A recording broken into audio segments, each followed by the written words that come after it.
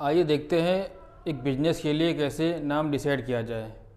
चलिए देखते हैं कुछ इसके आसान स्टेप जिससे आपको बिजनेस का नाम रखने में थोड़ा आसानी हो जाए। आइए देखते हैं कैसे। पहला जो सबसे कॉमन है, पहला है कि आप अपने नाम से अपने ही नाम से रख सकते हैं, यानी कि सेल्फ। ठीक। दूसरा है जैसे कि आपका प्रोडक्ट है, प्रोडक्ट हो या सर्विस, इनकी कैटेगरी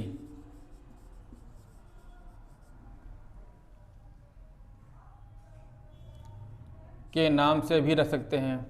जैसे मान लेते हैं एक शू कंपनी है, ठीक, आप जूते बनाते हैं, तो आप एक नाम सोच करके आगे शू कंपनी या लिमिटेड जो भी रख सकते हैं आप रख सकते हैं अपने। ठीक। एक चीज़ है लोकेशन के हिसाब से, जैसे कि एक कानपुर है, यहाँ पर फेमस है लेदर, तो अगर आप कानपुर से के अलावा या किसी अन्य स्टेट में अगर आप एक लेदर का काम स्टार्ट करना चाहते हैं तो आप वहाँ पे ये रख सकते हैं कानपुर लेदर फैक्ट्री, ये अपने हिसाब से कुछ नाम सोच करके। अच्छा, ये जो थे ये तो सब पुराने मेथड हैं, ये सारे पुराने मेथड है। कुछ अभी देख लेते हैं, कुछ लेटेस्ट नए मेथड कैसे यूज होते हैं आजकल के। न्यू मेथड,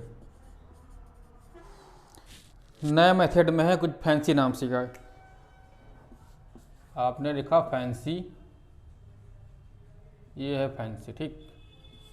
जैसे कि नायका, इनका भी एक IPO भी आया है, जस्ट फॉर आपके इन्फॉर्मेशन बता देते हैं। ठीक।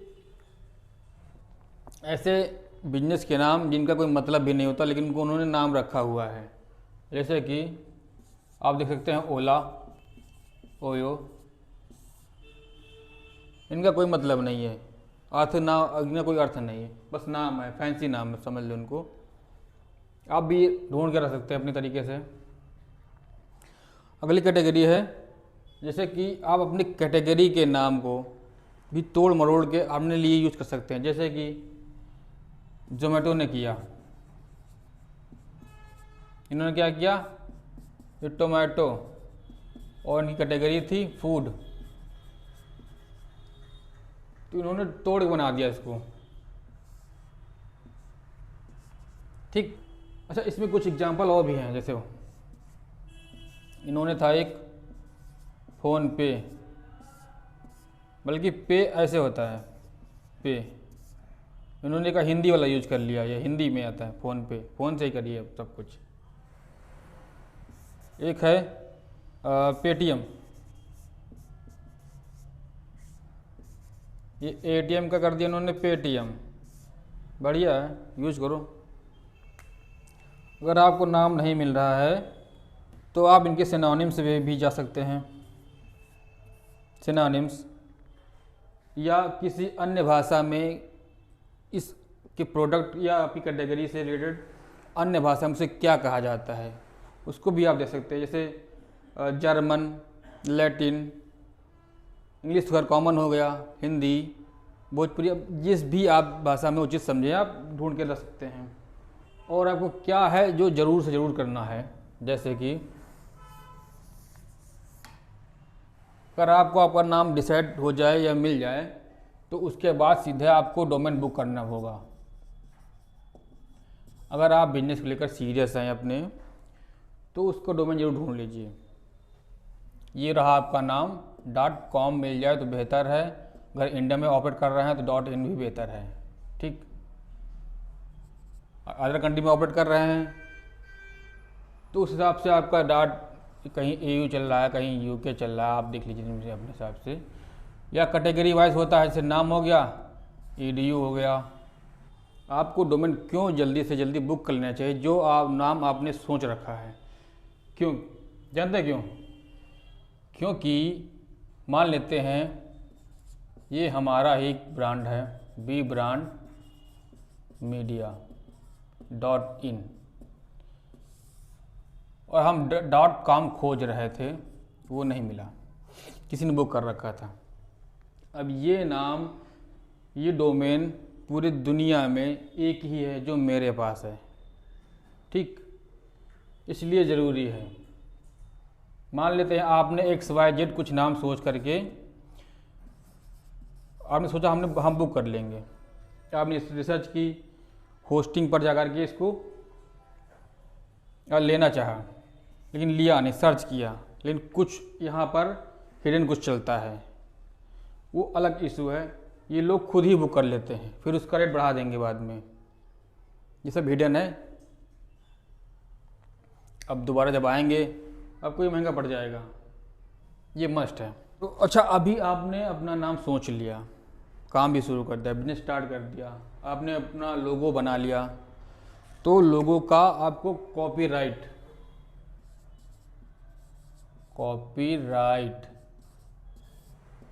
ये ज़रूर लेना है फॉर सिक्योरिटी पर्पस, क्योंकि अगर ये सेम यूज करेंगे तो इन पर कॉपीराइट क्लेम हो जाएगा। अब कुछ लोगों को ये सब नहीं पता है, एक कंपनी ने ये लोगो लगा करके एक स्मार्टफोन लॉन्च कर दिया। अब जिनको भी नहीं पता है वो इसको यूज कर सकते हैं। एक एक्स कंपनी है जिसने सेम लोगो लगा करके अपना एक स्मार्टफोन लॉन्च किया। अब होगा क्या कि एप्पल का जो ट्रस्ट था वो इसने बिना खर्च किए ही गेन कर लिया, राइट। अब जो यूज़र इस फ़ोन को ख़रीदेगा